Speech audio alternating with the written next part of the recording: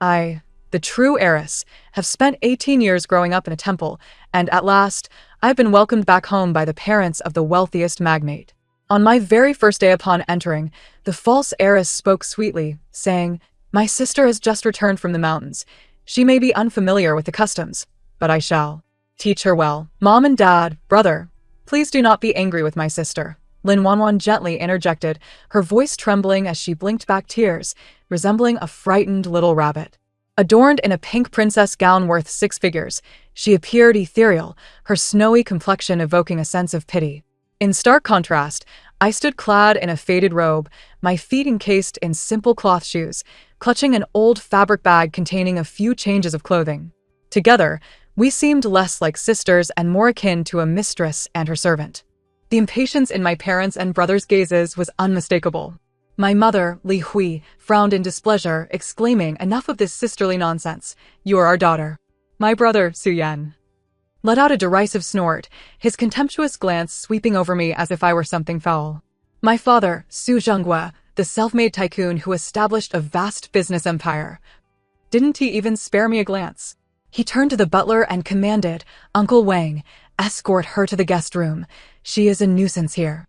In that moment, my inner voice reverberated through the opulent hall. My cheap father is destined for misfortune. Within 3 days, calamity shall befall him. My mother is entangled with ill-fated love. No wonder her menopause has struck early, making her temper so volatile. This counterfeit daughter is quite a heavyweight, her aura radiating with misfortune. Surely she shall soon find herself unexpectedly a mother? Alas, this family is a complete mess, with not one virtuous soul among them. The living room was engulfed in a suffocating silence. 3 pairs of eyes, along with the butler and servants, were fixated on me in horror, their expressions shifting from impatience to shock, then to sheer terror, culminating in disbelief. My father suddenly leaped from the sofa, pointing at me, his voice trembling. "What? What did you just say?" I blinked innocently, feigning ignorance. I didn't say anything. Indeed, I had not spoken a word. Yet my inner musings continued to flow. Why so agitated? Such anxiety will only hasten your impending misfortune. Let me see. You signed a contract just this afternoon, did you not? The company's name contains the character water. The project appears glamorous, but is actually a gaping pit. In less than 3 days, once the funding chain breaks, he shall be embroiled in a colossal fraud scheme, with accommodations in prison already arranged. My father's visage drained from an ashen gray to a ghastly white. He had indeed just signed with Bisui Group that afternoon, a pivotal project of the year. My mother, Li Hui, also turned pale, instinctively touching her cheek. What ill-fated love? What menopause? Her words faltered, seemingly embarrassed. My inner voice chimed in to elucidate. "Dear madam, have you not recently experienced shoulder and neck pain, prompting you to hire a male fitness coach by the surname Wang? He is not after your fees, but rather your person, nay, your wealth. He possesses numerous clandestine photographs of you, biding his time to present you with a surprise gift." Li Hui swayed slightly, nearly losing her balance. Only Lin Wanon managed to maintain her composure, tears streaming down her face as she grasped my mother's arm. "Mom, don't listen to her. She is merely jealous of me and spouting nonsense. She wishes to ruin our family. My fiancé, Aiken, loves me dearly. How could he betray me?" My inner voice casually dropped a bombshell. "Oh really? Your dear Aiken is presently selecting rings at the global romance jewelry store with a new flame. He has chosen a style you despise, a square-cut diamond. His proposal script is already prepared. You are the only light in my life." How terribly cliché. The entire family. At that moment, my father's assistant rushed in, panic etched across his face. "Chairman Su, it's dire. We just received news that Bisui Group's parent company has been seized overseas, all funds frozen. The 30 billion we just wired is likely." Before he could finish, the enormous LCD television in the center of the living room abruptly interrupted its financial news broadcast to air a social headline. "Breaking news, Mr. Guchen, a renowned young entrepreneur in the city, was recently spotted at the global romance jewelry store with a mysterious woman, displaying intimate behavior, suggesting impending nuptials." The camera zoomed in on Guchen, tenderly placing a large square diamond ring on a charming girl's finger. The image was crystal clear and irrefutable. Lin Wanwan's complexion drained of color in an instant.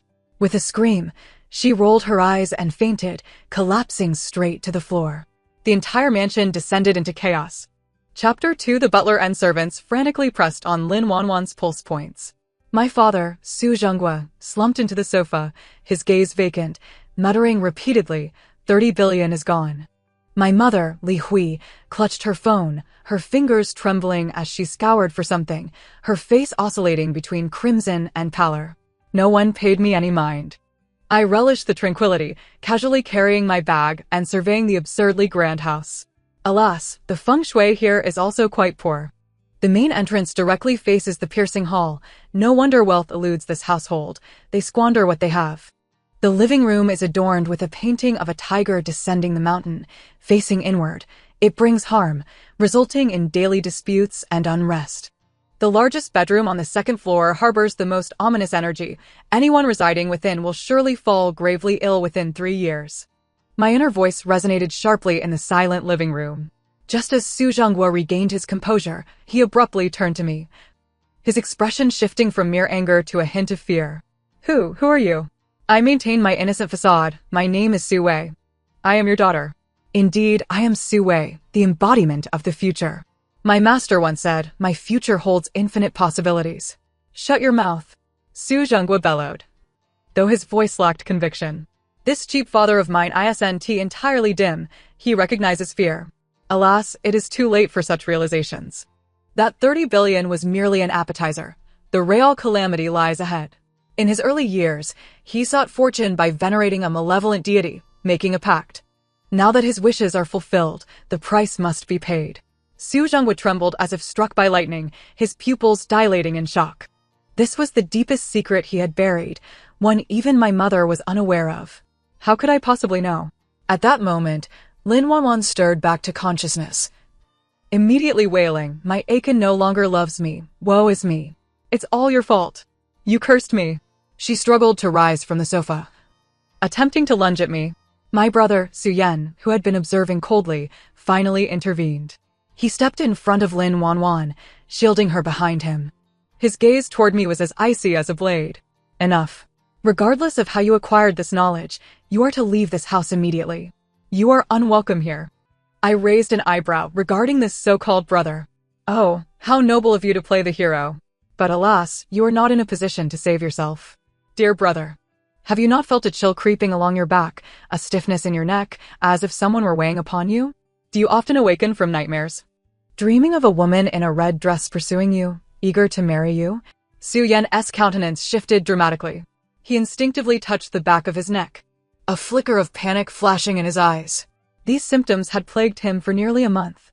He had merely attributed them to stress from work and inadequate rest. How do you know? I not only know, but I also understand the reason. You went on a business trip to Southeast Asia last month. Didn't you pick something up from the roadside? A quaint little wooden plaque. It looks quite unique. Su Yan's Adam's apple bobbed, but he remained silent. Yet, his astonished expression spoke volumes. That is not merely a souvenir. It is known as a Yuan plaque, a ghostly token. It is crafted from the ashes of a woman who met an untimely death, encapsulating her lingering resentment. By bringing it back, you have inadvertently forged a spectral bond with her. In your dreams, she pursues you, yearning to take you down with her, to become a pair of ghostly spouses. In 7 days, it will be her day of remembrance, which also marks your potential demise. At that time, she will come to claim you. My inner voice reverberated like a harbinger from the depths of hell, each word striking Su Yan's heart. His body swayed, and even Lin Wanwan, who was shielded behind him, sensed his tremor. Brother, don't listen to her nonsense. She's just trying to scare us. Lin Wanwan still feigned bravado. Yet, her voice was tinged with a quaver of fear. Crack. A sharp sound echoed as a glass was forcefully smashed to the ground, shattering into countless shards. It was Su Yan, who had inadvertently broken the water glass on the table, water splattering everywhere, dampening the cuffs of his trousers. Yet, he was oblivious. He fixed his gaze upon me, cold sweat beading on his forehead, his lips trembling. Help. He seemed to want to utter something. But at that moment, my father, Su Zhenghua, suddenly sprang up from the sofa as if possessed. His eyes were bloodshot, his face contorted in rage as he pointed at me, unleashing a thunderous roar. You vile witch, spouting nonsense and sowing discord. Someone, throw her out. Immediately. Right now. Chapter 3. Several bodyguards rushed in at the sound, their faces fierce, evidently having received a dire command. My mother, Li Hui, let out a scream, instinctively attempting to intervene, but my father shoved her aside. No one is to stop me. This calamity must be expelled today. Su Zhenghua had lost his sanity. I had unearthed one secret after another, transforming his pride and wealth, family, and status into a mere joke. His dignity and authority faced unprecedented challenges. All he desired now was for me to vanish. Su Yan regained his composure. His gaze on me laden with complexity, fear, doubt, but predominantly a sense of offended anger. He did not hinder the bodyguards. Lin Wanwan, reveling in the chaos, wore a triumphant smirk. Throw her far away. I never want to see her again. I stood rooted in place, making no move. I simply observed them, witnessing how my own blood relatives treated me as though I were an enemy. How pitiful. Facing death, yet still embroiled in internal strife. Do they believe that by expelling me, everything will revert to normal? Naive. My heart's voice echoed coldly as if proclaiming a fact detached from my existence. The bodyguards advanced towards me, hands outstretched to seize me. I shot them a chilling glance. Do not touch me. My voice, though soft, carried an undeniable authority. The burly bodyguards were genuinely deterred, their movements frozen midair. My dear father truly seeks his own demise. The dark energy in his fate is thickening, almost palpable. Originally, it was merely a matter of losing wealth to avert disaster.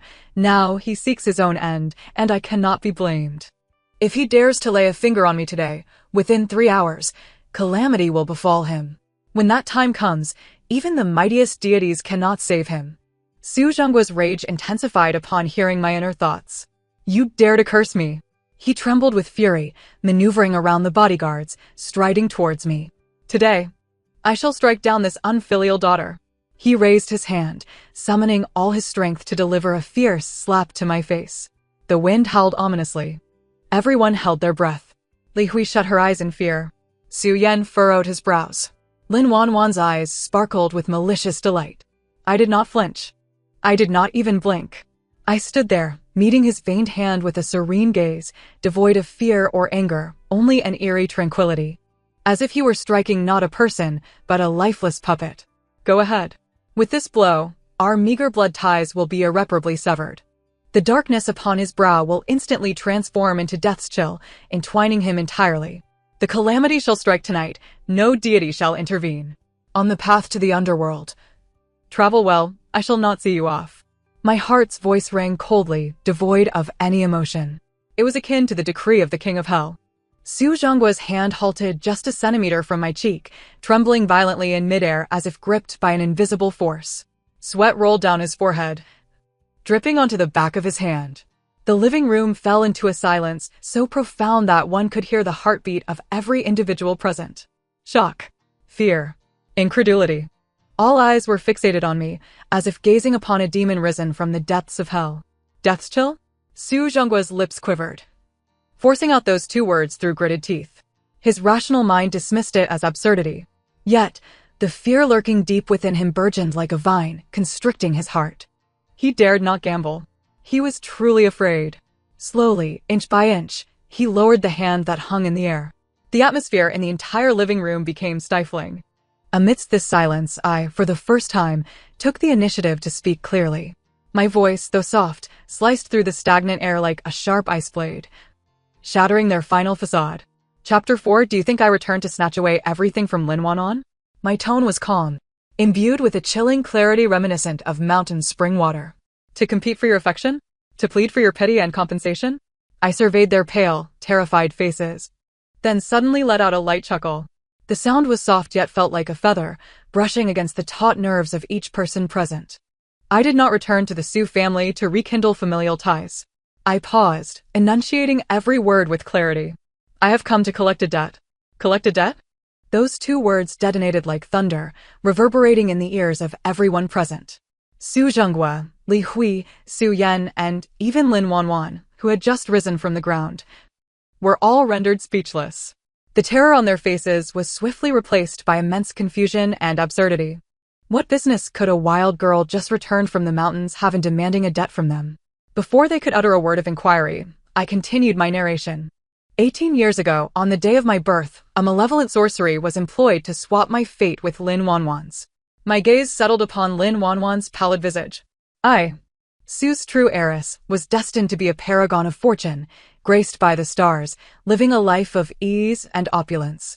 Yet, my destiny was forcibly usurped, leaving me abandoned in a temple, serving as a mere vessel to shield her from calamity, enduring 18 years of solitude and tribulation. Gradually, my eyes shifted towards Lin Wanwan. And she, I gestured towards her, a wretched soul who should have perished before her first birthday, has greedily claimed everything that rightfully belonged to me. She has stolen my parents, my family, my wealth, and my well-being. The silence in the room was palpable, as if a pin drop could be heard. Everyone was rendered speechless by my astonishing revelation. A fate swap? Was this a plot from a fantastical novel? Lin Wanwan was the first to regain her composure, shrieking in hysteria. "You're insane. You're a lunatic. Utter nonsense. Dad. Mom. Look at her. She has lost her mind. She's gone mad over money." However, this time, no one echoed her sentiments. Su Xingguo stared at me with a look of profound shock, as if a tempest were brewing within him. Li Hui covered her mouth, her body swaying, tears cascading silently down her cheeks. Su Yan furrowed his brows tightly, glancing between me and Lin Wanwan as if attempting to discern the truth from our expressions. I paid no heed to Lin Wanwan's outburst, my gaze coldly sweeping over my so-called relatives. Do you believe yourselves to be innocent?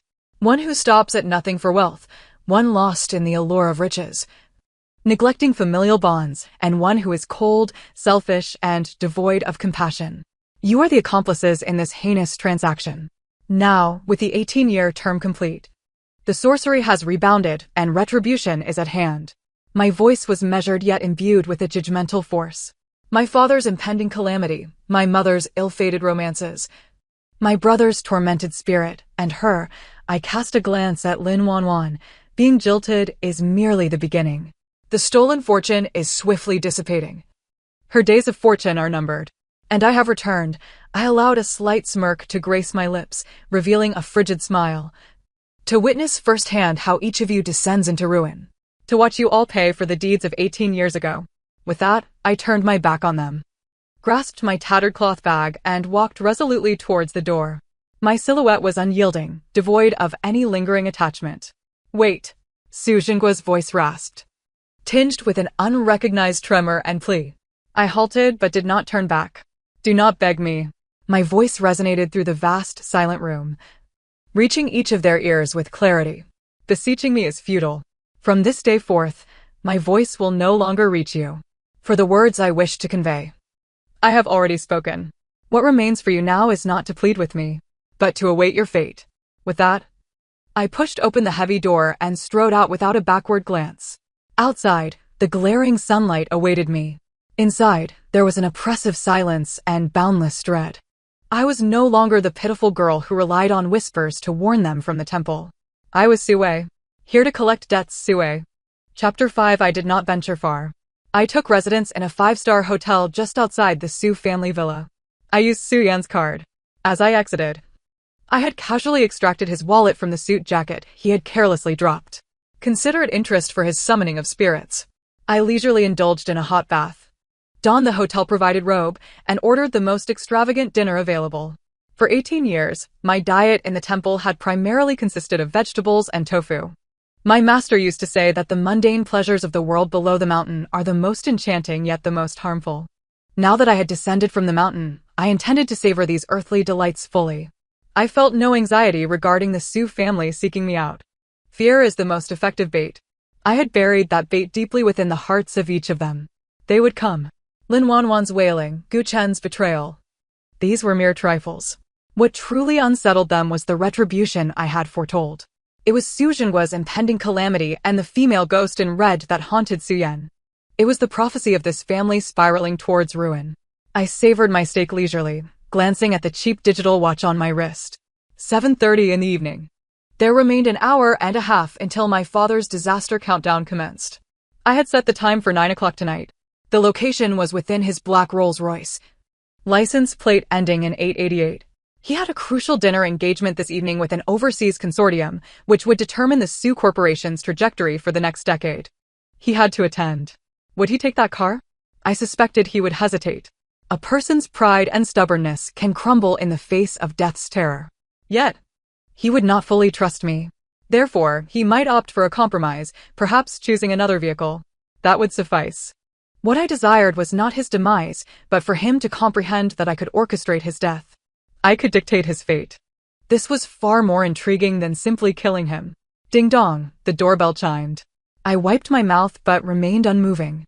The visitor outside displayed remarkable patience, refraining from pressing the bell again. After about a minute, my phone buzzed. It was an unfamiliar number. I swiped to answer, remaining silent. On the other end, I heard a series of strained, heavy breaths.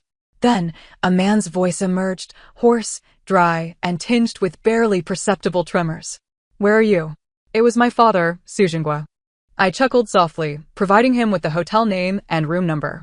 Before hanging up, I heard him shout at someone on the other end, prepare the car. Cancel the dinner. Head to Junwei Hotel. You see, he still feared death. All talk of 10 years of development paled in comparison to the value of his life. I ended the call and approached the massive floor-to-ceiling window. From here, I could overlook the city's nightscape. Thousands of lights twinkled like stars. I spotted a black Mercedes racing out from the Su family's villa, hurtling towards the hotel. Simultaneously, my phone vibrated again. It was a news alert. At precisely 9 o'clock tonight, a temporary demolition operation will take place on the city's elevated ring road, with traffic control in effect on certain segments. Motorists are advised to take alternate routes.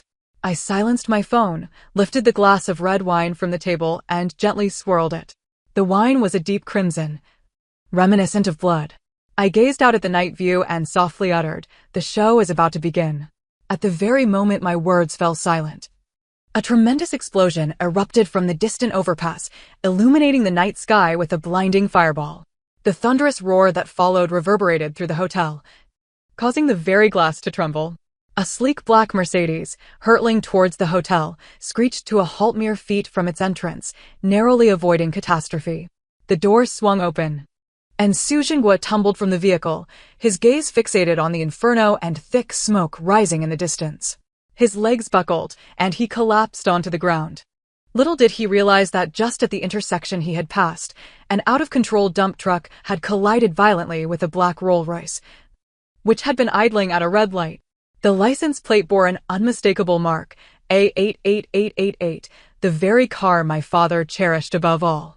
Chapter 6. The Rolls-Royce lay crumpled, resembling a crushed soda can, as the enormous wheels of the dump truck rolled over the driver's seat, leaving a scene too gruesome to behold. Had Su Jingwa not decided to divert his path to find me, it would have been him reduced to mere pulp at this moment. Downstairs at the hotel, Su Jingwa lay prostrate, his face ashen, trembling uncontrollably like a leaf in a tempest. He stared vacantly at the blaze on the overpass, then glanced back at the horrific crash scene, his mind a complete void.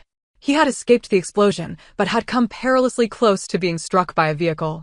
The thought of it sent chills down his spine, if not for my call, if not for his sudden decision to come to the hotel. The consequences were too dreadful to contemplate. A profound terror of having narrowly escaped death, intertwined with an unfathomable dread of my enigmatic methods, engulfed him completely. He finally comprehended that my reference to bloodshed was not a mere curse, but a precise prophecy, a prophecy that had manifested with alarming accuracy. Soon, the Su family's convoy arrived. Li Hui and Su Yan rushed from the car, their faces pale with fear upon seeing Su Jingwa sprawled on the ground. "Husband, what has happened to you?" "Dad." As they pieced together the harrowing events from Su Jingwa's trembling account, their expressions turned ghostly white. In unison, they lifted their gazes towards the floor of the hotel where I resided, their eyes filled with the reverence one might afford a deity wielding life and death. I drew the curtains, turning my back on the unfolding drama below, fully aware that the time had come. Indeed, within 10 minutes, a gentle yet tentative knock resonated at my door. I opened it to find the Su family standing there. Su Jingwa, supported by another, still struggled to maintain his balance, appearing as though he had aged 20 years in a matter of moments. Li Hui's eyes were red and swollen. She gazed at me, her lips quivering, unable to utter a single word. Su Yan's expression was a complex tapestry of fear, inquiry, and an unacknowledged plea. "Come in," I gestured, allowing them entry. They stepped into the room and observed the remnants of my lavish dinner, their expressions subtly shifting. None dared to take a seat, standing awkwardly in the center of the room as if awaiting judgment. Suyen, the first to break the silence, inhaled deeply, as if steeling himself for a monumental revelation. "Is the woman from my dreams and that wooden talisman truly real?" I cast a sidelong glance at him, remaining silent as I approached. He instinctively recoiled a step, his body taut with apprehension. Ignoring his unease, I reached into the pocket of his expensive tailored suit. He stiffened, paralyzed by fear. I withdrew an object and laid it in the palm of my hand, a palm-sized talisman, dark in hue, engraved with a blurred profile of a woman, emanating an indescribable malevolence. It was the very artifact he had brought back from Southeast Asia. "This is cursed wood, soaked in corpse oil, sealed with the ashes and hair of the wronged dead," I declared, tossing the talisman onto the table with a dull thud. "This object is steeped in negative energy. Carrying it close to you essentially nourishes the vengeful spirit within.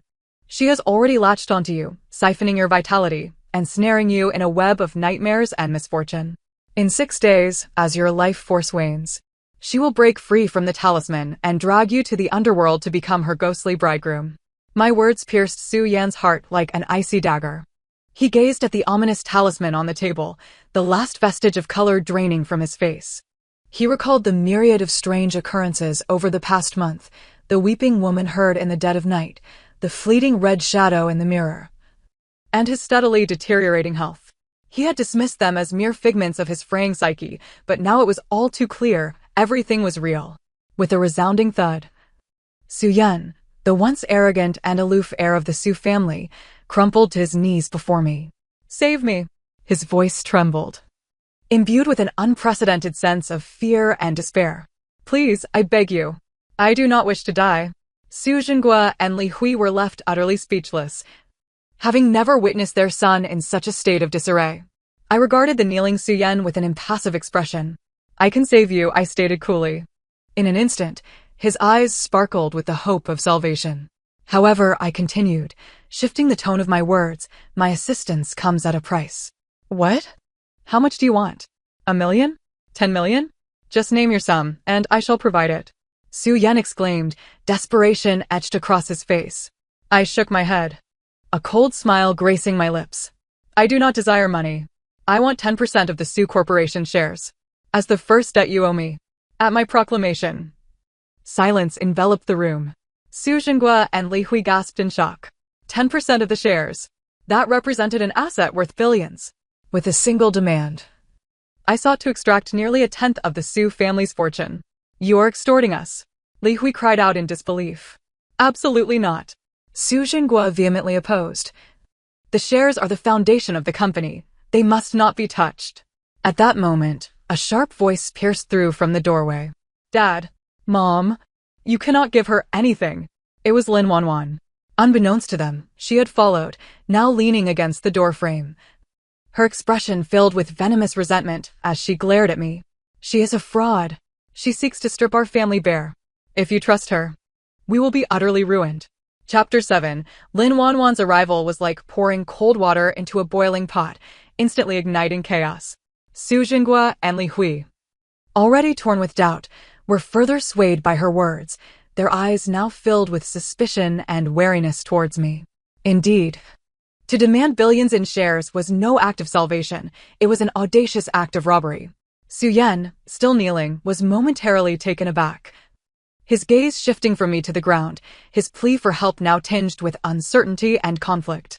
Sensing her advantage, Lin Wanwan limped into the room, tears streaming down her face. "Dad, Mom, brother, wake up. She is merely a wild girl from the mountains. What does she know of metaphysics or the arcane arts? This must surely be a trap of her own devising. The accident was a mere coincidence, and my brother's illness is nothing but her fabrication. She aims to swindle us out of our money."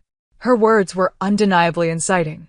After all, coincidence and deception are far more palatable than supernatural phenomena.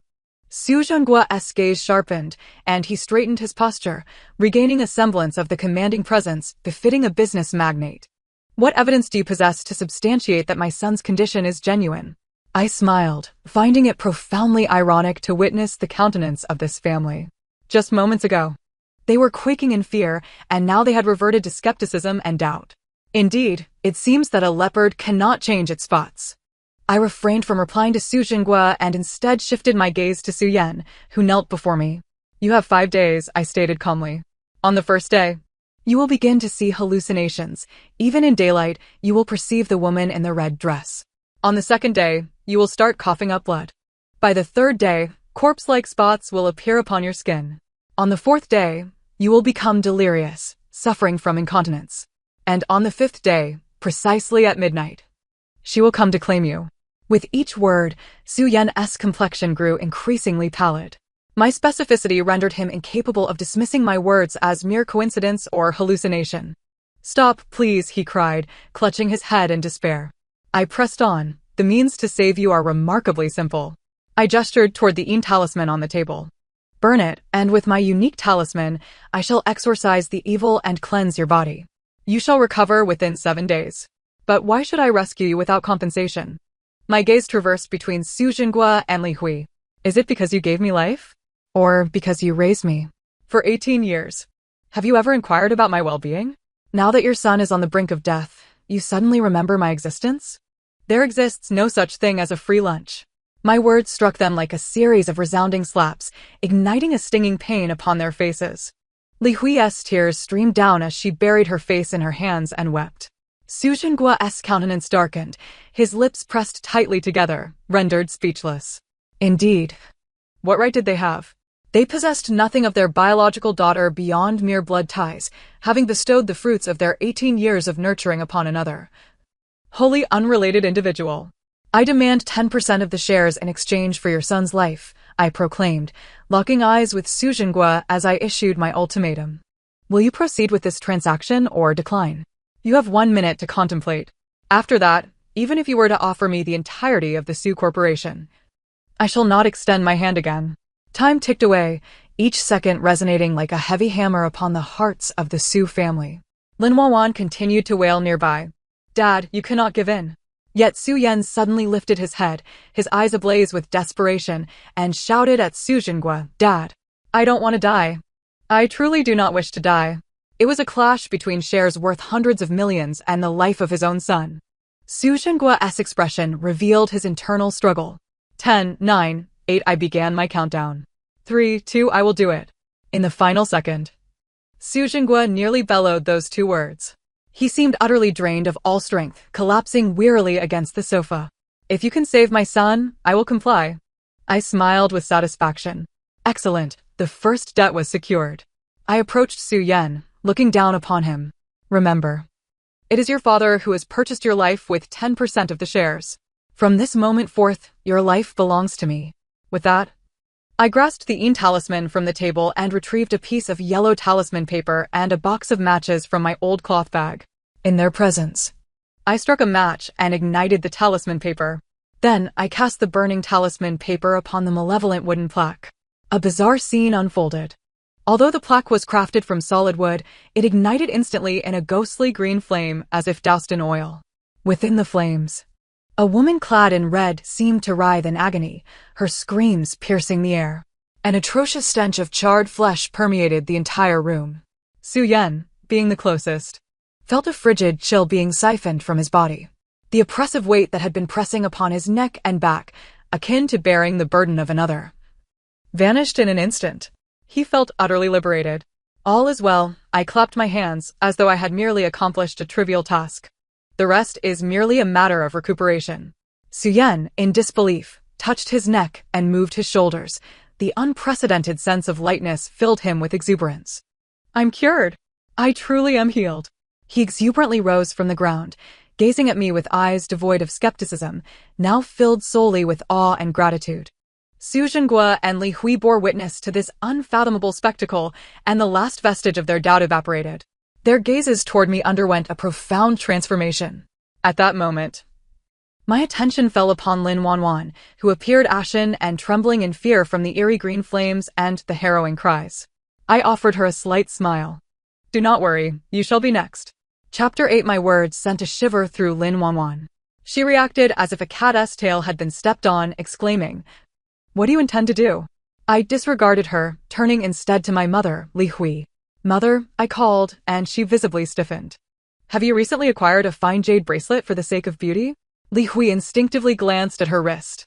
Indeed, she wore a bracelet of vivid green jade, its quality apparent and undoubtedly valuable. "It was a gift from a friend. Is there a problem?" she inquired anxiously. "There is a significant issue." I stepped closer, pointing at the jade bracelet.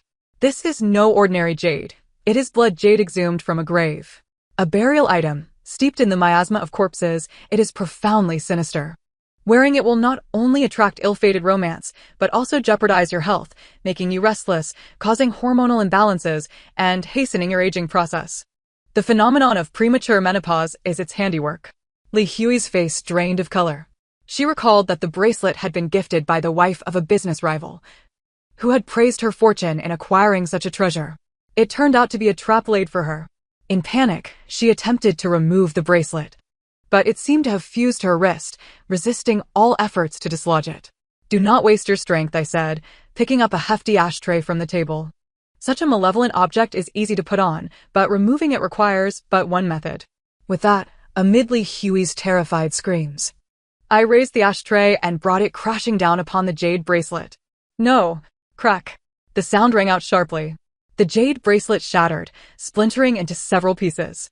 Strangely, no blood flowed. Instead, a wisp of thin, foul-smelling black mist emerged from the severed edge. The black mist twisted in the air for a moment before dissipating. Li Hui felt a sudden lightness in her wrist, as if the long-standing vexation and melancholy that had enveloped her for years had vanished into thin air. She experienced an unprecedented sense of refreshment and tranquility. Gazing at the shattered jade bracelet on the ground and her unharmed wrist, her eyes turned to me, filled with astonishment and gratitude. "Well, that's another matter resolved," I remarked, placing the ashtray back on the table and directing my gaze towards Suzhongua. "For the second debt, I require the global trade building owned by my mother." Su Zhenggua's lips twitched. That commercial building was one of the Su family's most lucrative assets, generating astronomical rental income annually. Yet, he dared not negotiate further. He glanced at his wife, who appeared significantly revitalized, and then at his lively son, ultimately nodding in resignation. "Very well. Excellent," I replied with satisfaction. Now it's her turn. My gaze finally settled on Lin Wanwan, and the attention of the entire family converged upon her. Lin Wanwan felt a prickling unease under our scrutiny, retreating step by step until her back pressed against the cold wall. "Don't come near me. What debts do I owe you?" "I owe you nothing," she exclaimed, her bravado faltering. "You owe me nothing?" I laughed, a chilling smile spreading across my face. "You have stolen 18 years of my life, my wealth, my parents, my fortune, and you dare say you owe me nothing? Lin Wanwan, you are the largest debt of all. But fear not, I will not merely claim a trifle from you as I did with them." My expression sharpened. "I demand blood for blood." Lin Wanwan screamed in terror. "Dad! Mom! Save me! She wants to kill me!" She lunged towards Li Hui, seeking a lifeline. Yet this time, Li Hui instinctively recoiled. Her gaze towards Lin Wanwan was complex, filled with 18 years of nurturing affection, yet overshadowed by anger at being deceived and guilt towards her own daughter. "Wanwan, do not call her that so affectionately," I interrupted. "She is utterly unworthy of that name." I fixed my gaze on Lin Wanwan, meticulously unveiling the truth. "Did you think Guchen broke off the engagement solely because he fell for another? You are mistaken. It is because the fortune you pilfered has been exhausted, and the Pajun aspect of your destiny has begun to manifest. Pajun signifies depletion, betrayal, and severance. Thus, your beloved will betray you, your family will abandon you. Your wealth will dissipate, and everything you possess will flee from you. The engagement termination is merely the beginning. Next, you will face universal rejection, find yourself destitute." And ultimately I paused, observing the sheer terror on her face before uttering the most cruel words. "Return to the trajectory of your original fate." "Do you remember what your original fate was?" "A fate of premature demise." Lin Wanwan's pupils constricted to pinpricks. No, she did not wish to die. She had only just begun to enjoy a life of luxury. At that moment, Su Zhenggua's phone rang. He answered, and after a few sentences, his expression changed drastically. He hung up, staring at Lin Wanwan with shock and disdain. The Gu family has just officially released a statement declaring Gu Chen's engagement to the daughter of the Zhang family from Dongcheng. The statement mentions that Miss Zhang is 3 months pregnant. This revelation indicated that Gu Chen had been unfaithful for quite some time. Meanwhile, Lin Wanwan, the so-called legitimate fiancé, had been kept completely in the dark, becoming the biggest laughingstock in the city. With a gasp, Lin Wanwan could no longer bear the successive blows, spewing a mouthful of blood before collapsing to the ground. This time, she truly succumbed to a fit of fury and fainted. The room fell into a deathly silence.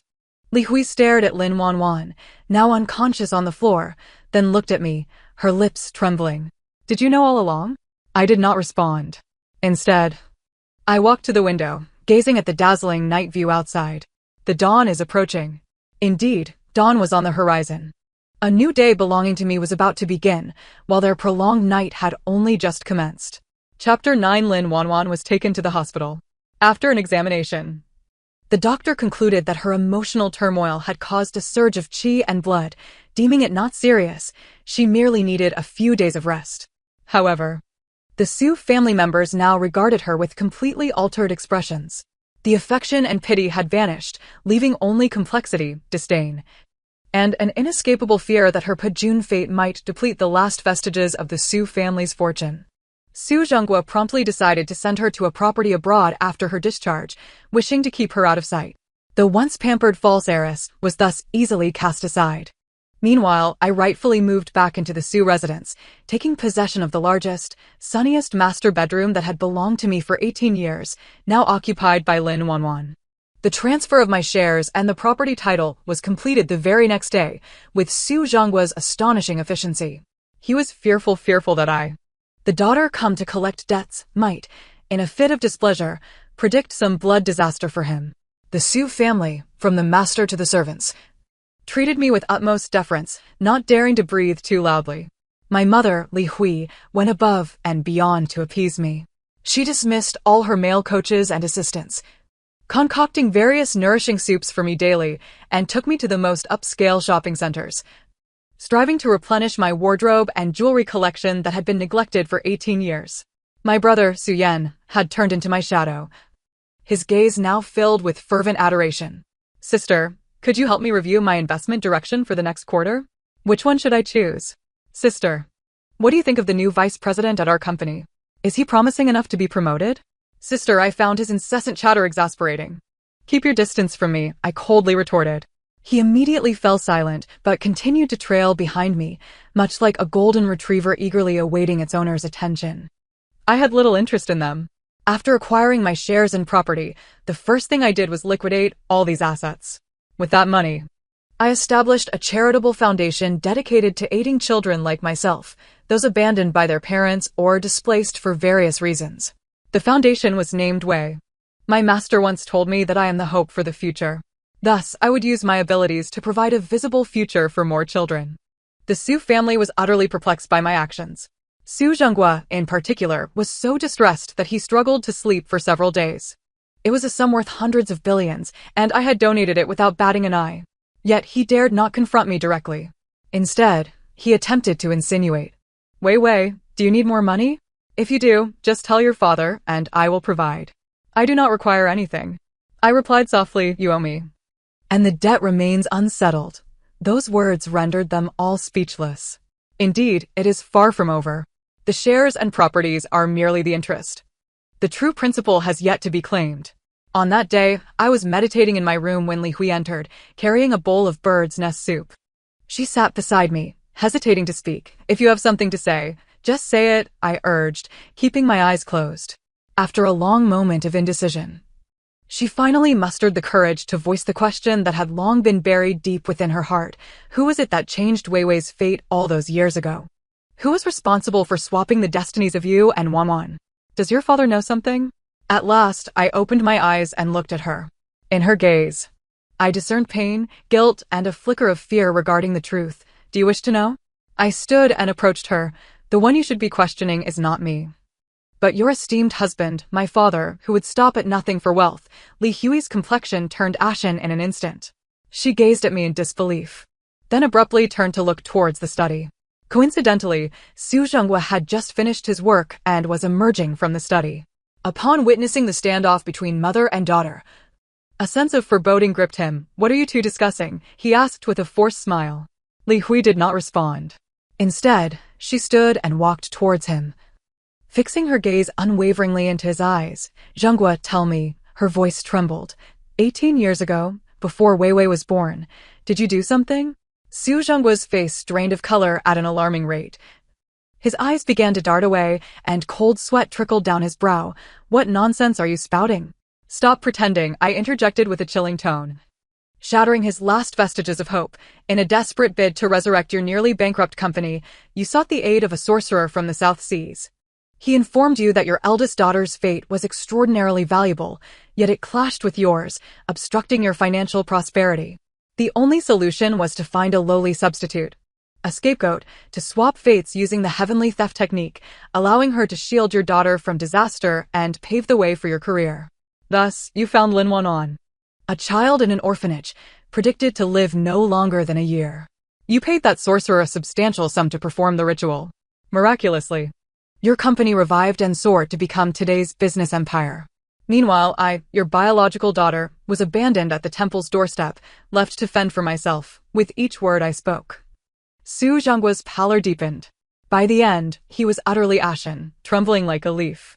Li Hui, on the other hand, appeared to be in a state of disbelief, staring blankly at her husband, then at me, struggling to process the harsh reality before her. "No, this can't be true," she muttered. "Zhenghua, tell me this isn't true." Su Zhenggua's lips quivered, unable to utter a single word. His silence spoke volumes. Li Hui finally broke down. She let out a piercing scream, raised her hand, and with all her might, delivered a resounding slap to Su Zhenggua's face. Slap. The sharp sound echoed throughout the villa. "Su Zhenghua, you are no human. You are a beast. For the sake of money, you sacrificed our own daughter." She rained down blows upon him, weeping uncontrollably. The facade of happiness that the Su family had maintained for 18 years was shattered in that instant. Bloodied and in disarray, I observed the unfolding drama with a cold detachment, my heart unperturbed. I approached the crumbling Su Zhenghua and whispered a statement meant solely for his ears. "This is merely the beginning. The sorcerer who swapped your fates is still alive. He owes me more than just one life. He owes my master 10 years of vitality. Soon, I shall seek him out to reclaim what is rightfully mine." With interest, Chapter 10, the Su family was thrown into complete disarray. Li Hui and Su Zhenghua erupted into the most intense argument of their marriage, subsequently entering an indefinite Cold War. Li Hui moved to the guest room, weeping incessantly, lost in a daze. Su Zhenghua locked himself in the study, chain-smoking, and within days, his hair turned completely white at the temples. The entire Su household was shrouded in a suffocating atmosphere of despair. Meanwhile, I continued with my life as usual, eating and drinking as if nothing had transpired. I even found the leisure to cultivate a small vegetable garden in the backyard. Su Yan now obeyed my every command without question. I instructed him to fire several treacherous executives, and without hesitation, he complied. The shares of Su Corporation, due to this series of internal reforms, not only did not decline but rather increased steadily. This only complicated Su Zhenggua's perception of me. He was both fearful and unable to resist, depending on me. One day, Li Hui unexpectedly sought me out. She had lost considerable weight, her eyes sunken and weary. She handed me a document. "Weiwei, this is for you from your mother." Upon opening it, I discovered it was a deed of gift for all her private assets, including properties, jewelry, stocks, and a substantial sum of cash. "I do not require this." I pushed the document back towards her. "No, you do need it." She grasped my hand, her eyes brimming with tears. "This is what your mother owes you, a means of atonement. For 18 years, I have been absorbed in my own pleasures, neglecting you. I have not been a good mother," she sobbed. I regarded her, feeling a slight stirring in my heart. Blood ties are indeed a wondrous thing. Even after 18 years, amidst so much turmoil, I could still sense a flicker of a mother's innate love within her. "Your entanglement with unworthy suitors has yet to be severed," I spoke suddenly. She paused, taken aback. "I have already blocked that coach Wang and have had no further contact with him." "Not him," I shook my head, "but another person. A man who gifted you something many years ago." Something that made you unable to forget him and introduced the first crack into your marriage with your husband. Li Hui's expression shifted dramatically. She recalled a man who had fervently pursued her shortly after her marriage to Su Zhenghua. That man had left for distant lands, gifting her a small, intricately carved wooden statue of Guanyin before his departure. She had kept it safely in the vault of her bedroom, unknown even to Su Zhenghua. Could it be that is not Guanyin? It is the peach blossom curse. I dispelled her illusions directly. It was carved from peachwood and steeped in the blood of an unrequited lover. Infused with a love curse, you keep it close by, and you will constantly think of him, growing increasingly dissatisfied with your husband beside you. Meanwhile, that man can absorb your fortune through the statue, ensuring his success in love and his rise in status. This is the very root of your marital discord and unhappiness. Li Huira stood frozen, as if struck by lightning. She had always believed that it represented a pure and beautiful memory in her heart. Little did she know, it had been a malicious scheme all along. In a fit of madness, she dashed into the bedroom, opened the safe, and retrieved the wooden statue she had cherished for nearly 2 decades. With all her might, she hurled it to the ground and stomped on it frantically. The statue shattered into splinters. A faint pink mist rose from the debris, dissipating into the air. Li Hui, as if drained of her last ounce of strength, collapsed to the floor, sobbing uncontrollably. She wept for her misplaced youth, for the love she had been deceived by, for the absurdity of her past life. I observed her quietly, offering no comfort. Some debts must be repaid with tears. Just then, Su Yan rushed in, a look of panic etched across his face. He had forgotten to knock. "It's terrible. Sister, it's terrible," he gasped. Lin Wanwan, she jumped from the hospital building. Chapter 11. By the time we arrived at the hospital, the scene had already been cordoned off. Lin Wanwan lay in a pool of blood, her legs twisted at a grotesque angle, her consciousness deeply submerged. Yet, she was not dead. After jumping from the 3rd floor, she had merely broken her legs. Her life, it seemed, was particularly resilient. Li Hui, upon witnessing this harrowing sight, nearly fainted, supported by Su Yan.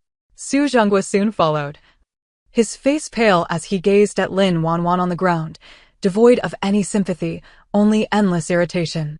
This woman was like an unshakable leech, repeatedly bringing trouble and disgrace to the Su family. Lin Wanwan was swiftly taken into the emergency room. I did not follow. I stood in the corridor, watching the red light above the emergency room flicker to life, my gaze sharpening. Something was amiss. Lin Wanwan's breath was exceedingly strange. Her fortune had ostensibly been depleted, her life force nearly extinguished. Logically, she should now be suffering the backlash of fate, racked with illness and despair. Yet, despite the severity of her fall, her life force showed no signs of weakening. Instead, an ominous power seemed to be forcefully prolonging her life. It was as if a deflated balloon was being reinflated by an unseen hand, preventing it from collapsing entirely.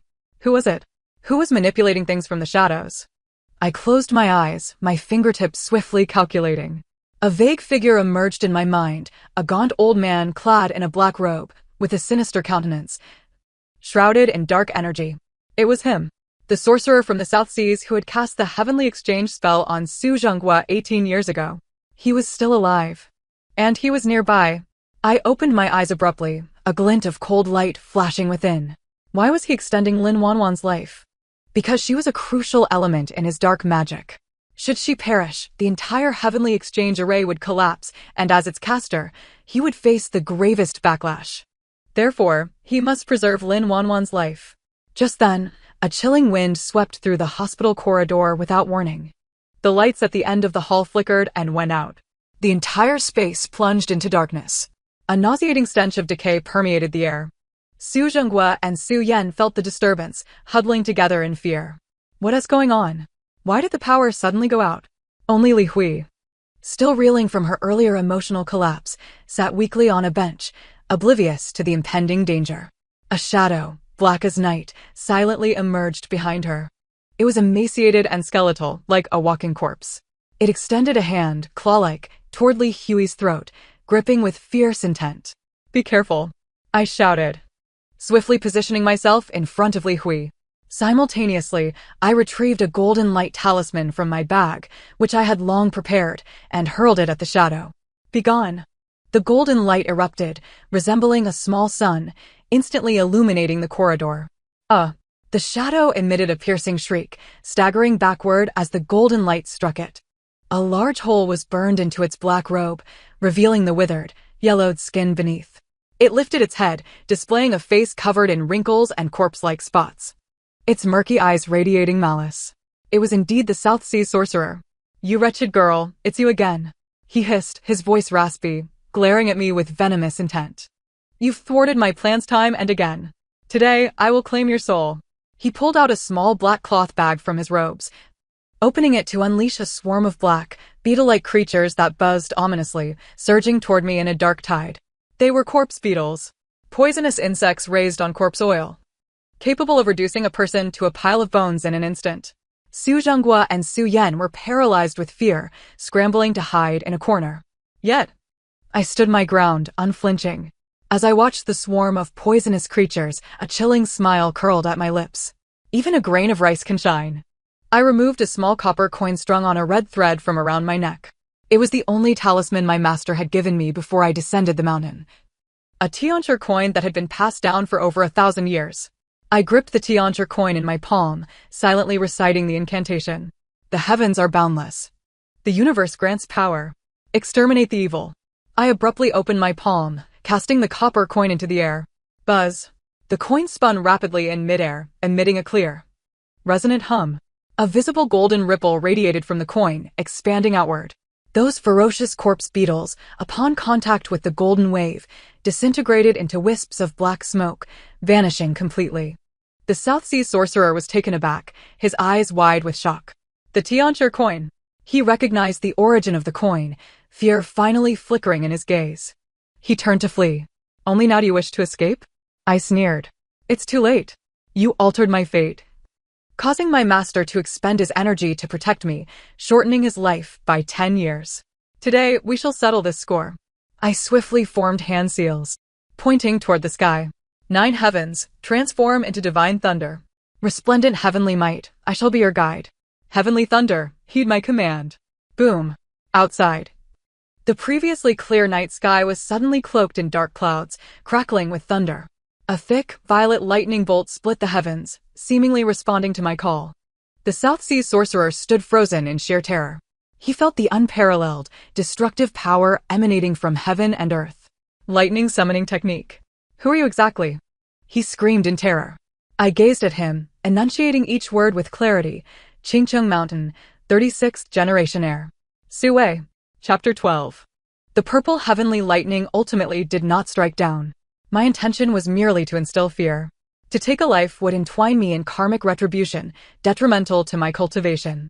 It was far more satisfying to see such a person brought to ruin and subjected to the laws of the mortal realm than to end his life with a bolt of lightning. The sorcerer from Nanyang was so frightened by my lightning technique that he knelt down and begged for mercy. Like a bamboo tube spilling beans. He confessed to all his heinous deeds over the years. It turned out his real name was Zhao Sihai, and he had once been a lowly con artist. Only after fortuitously acquiring a fragment of a sinister southern sorcery text did he begin to dabble in the dark arts, wandering about deceiving others. He engaged in soul exchanges, raised malevolent spirits, and cast curses, sparing no means in his pursuit of wealth, leaving countless victims in his wake. Su Zhenghua was merely the most fortunate of his many clients. As for Lin Wan'an, she was no orphan. She was Zhao Sihai's own granddaughter. Years ago, he had predicted that Lin Wan'an was destined for an early demise, and in a bid to extend her life, he devised the malicious scheme of stealing heaven to exchange for earth. He targeted me, a newborn. Firstly, because my fate was exceptionally precious and my fortune robust enough to sustain Lin Wan'an's life. And secondly, because he foresaw that Su Zhenggua's insatiable greed made him the perfect tool for exploitation. Everything was meticulously orchestrated by him, a grand design. With the truth unveiled, Su Zhenghua was left utterly devastated. He believed himself the master of the hunt, only to discover he was merely a pawn on another's chessboard, a foolish and pitiful accomplice. I dismantled Zhao Sihai's dark sorcery, rendering him an utterly ordinary old fool. Then I alerted the authorities. Awaiting him were the severe consequences of the law and the reckoning from countless victims. As for Lin Wan'an, at the moment Zhao Sihai was taken away, The malevolent spell that had forcibly prolonged her life ceased to function. Her life force ebbed away, akin to the retreating tide. Despite the doctor's every effort, they could not stave off the decline of her organs. 3 days later, in pain and reluctance, she drew her last breath, returning to her destined fate of early demise. The Sue family held a simple funeral for her. Not a single tear was shed in her memory. She faded away like a ridiculous dream. Once awakened, nothing remained. With everything settled, the Sue family regained its superficial tranquility. Yet all were aware that some things had irrevocably changed. Su Jinghua turned gray overnight. He dismissed all his company advisors and gradually transferred the reins of the conglomerate to Su Yan. He spent his days at home, tending to plants and chanting, as if seeking atonement for the sins of his past life. The relationship between Li Hui and me grew increasingly nuanced. She no longer sought to curry favor with me, but instead, like an ordinary mother, expressed concern for my well-being and respected my decisions. Between us, there was no excessive intimacy, yet we shared an unspoken understanding. Su Yan, however, became my most ardent admirer. He revered my words as divine decree and, under my guidance, propelled the Sue Corporation to unprecedented heights, creating one commercial miracle after another. His gaze towards me was filled with awe and reliance. I had become the true, unchallenged master of this household. Yet I knew this was not my true home. After 6 months, once I had concluded all matters related to the foundation, I announced my departure. I was returning to the mountains. I must find a way to replenish my master's 10 years of life. The worldly affairs below were indeed fascinating, but ultimately I did not belong here. On the day of my departure, the entire Sue family came to see me off. Su Jinghua handed me a black card containing his life savings. Wei Wei, I am sorry. Take this money and do as you wish. Li Hui, with tears in her eyes, embraced me. Come home often. Su Yan said nothing, simply gazing deeply into my eyes before bowing solemnly. I accepted the card and returned Li Hui's embrace. I told them, let the past remain in the past. From now on, may we each find our peace. There was neither forgiveness nor hatred, only the act of letting go. I turned away and embarked on the road back to the mountains. The sun shone brightly and a gentle breeze caressed the air. Clutching my worn cloth bag and donning my familiar robe, I walked with an unparalleled lightness. 18 years ago, I was forced down the mountain to shield others from calamity. 18 years later, I reclaimed justice and took charge of my destiny through my own efforts. From this day forth, my life would no longer be swayed by anyone. I, Su Wei, shall dictate my own future. The end of the text. Thank you for listening. We shall meet again in the next story.